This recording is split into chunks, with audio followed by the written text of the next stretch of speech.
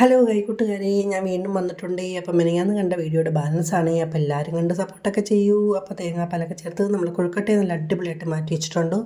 അപ്പോൾ ചേട്ടൻ അയലയും കൊഞ്ചും കൊണ്ടുവന്നുകൊണ്ട് പിന്നെ നമ്മൾ കുട്ടന്മാരുണ്ടായിരുന്നല്ലോ, പൊടിച്ചാള, അതിനെ അങ്ങ് ഫ്രിഡ്ജിലോട്ട് മാറ്റി കേട്ടോ.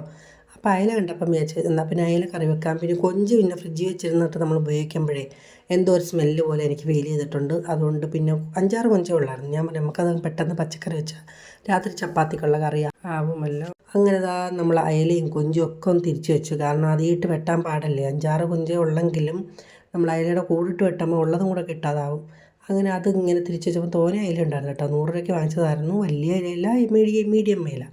അങ്ങനെ കൊഞ്ചെടുത്തു. ഇനി അതിനെയെല്ലാം ഒന്ന് വെട്ടി നടുവിലുള്ള വേരും ഒക്കെ എടുത്ത് കളയണമല്ലോ. ഭയങ്കര അഴുക്കാണ് കേട്ടോ. കാണുന്ന കണക്കല്ല, കൊച്ചു കൊഞ്ചാണെങ്കിലും നടുവത്തും മുതുവത്തും ഒക്കെ അഴുക്കാണ്. അങ്ങനെ അതെല്ലാം ഞാൻ ഞെക്കി പീത്തി എടുത്ത്.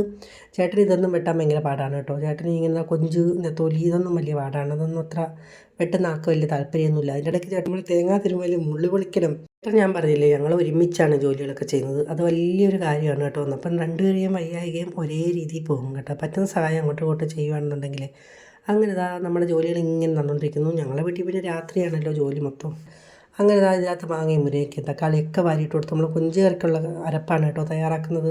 കുറച്ചേ എടുത്തിട്ടുള്ളൂ. പിന്നെ അതിനകത്ത് മല്ലിപ്പൊടി ചേർക്കത്തില്ല. കുറച്ച് മുളക് പൊടിയും കുറച്ച് ഇഞ്ചിയും അങ്ങനെയുള്ള ഐറ്റംസൊക്കെ വാരിയിട്ടിട്ട് നമ്മൾ കറി വെക്കുവാണ്. അപ്പോൾ രാത്രി ചപ്പാത്തിക്ക് കൂട്ടാനാണ് കേട്ടോ. തീയലിനെ കാട്ടി പച്ചക്കറിയോടാണ് എനിക്ക് താല്പര്യം. അതുകൊണ്ട് പിന്നെ ഞാൻ അതങ്ങ് വെച്ചു. പിന്നെ മോന് കൂട്ടാൻ പറ്റില്ല, ചൊറിയും അലർജി ഉള്ളതുകൊണ്ടല്ലേ. അങ്ങനെ നല്ല അയലയൊക്കെ അടിപൊളിയായിട്ട് വെട്ടിക്കഴുകി വെള്ളത്തിലിട്ട് വെച്ചു. കൊഞ്ചും വെള്ളത്തിലോട്ട് മാറ്റി വെച്ചിട്ടുണ്ട്. അപ്പോൾ കറി തിളക്കട്ടെ എന്ന് വെച്ചിട്ട് അപ്പോൾ കറി തിളച്ച് നല്ല വറ്റി വന്നതിന് ശേഷമാണ് കൊഞ്ച് വാരിയിട്ട് കൊടുത്തിട്ട്. കാരണം 5-6 ഉള്ളായിരുന്നു, തോനെയൊന്നും ഇല്ല കേട്ടോ. അങ്ങനെ അത് എനിക്ക് താല്പര്യമുള്ളതുകൊണ്ടാണ് ചേട്ടൻ ഇച്ചിരി വാങ്ങിക്കൊണ്ട് വരുന്നത്. കാരണം മോന് കൂട്ടാൻ പറ്റത്തില്ല. അപ്പം നമുക്കൊരു സങ്കടമല്ലേ. മോന് കൂട്ടി അപ്പം തന്നെ ചുണ്ട് ഇങ്ങനെ ചൊറിഞ്ഞിട്ടുണ്ടല്ലോ, തടിച്ച് തൂങ്ങും കേട്ടോ.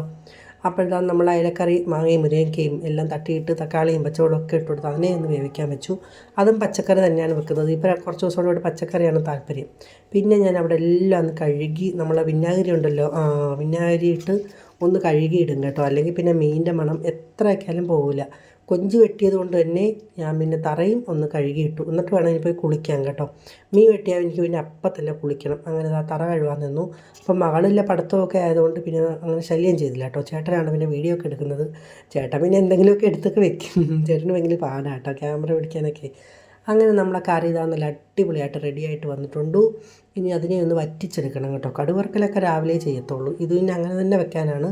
മറ്റേത് പിന്നെ നമ്മൾ കൊഞ്ച് കറി ഇന്ന് തന്നെ കൂട്ടുന്നുണ്ട്. അപ്പം മോന് കുറച്ച് ഇതിൽ നിന്ന് കറി കൊടുക്കണം ചപ്പാത്തി കൂട്ടാൻ. അപ്പം ഞാൻ ഇങ്ങനെ കുളിച്ചിട്ടൊക്കെ വന്നിട്ട് ലെക്ചർ അടിച്ചതാണ്. പക്ഷെ ഒന്നും കിട്ടിയില്ല കേട്ടോ.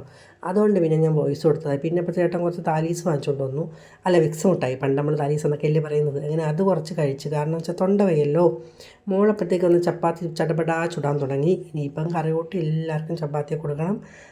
അപ്പോൾ ഇന്നത്തെ വീഡിയോ വിശേഷങ്ങൾ ഇത്രയൊക്കെ തന്നെ ഉള്ളൂ കേട്ടോ. Okay, by.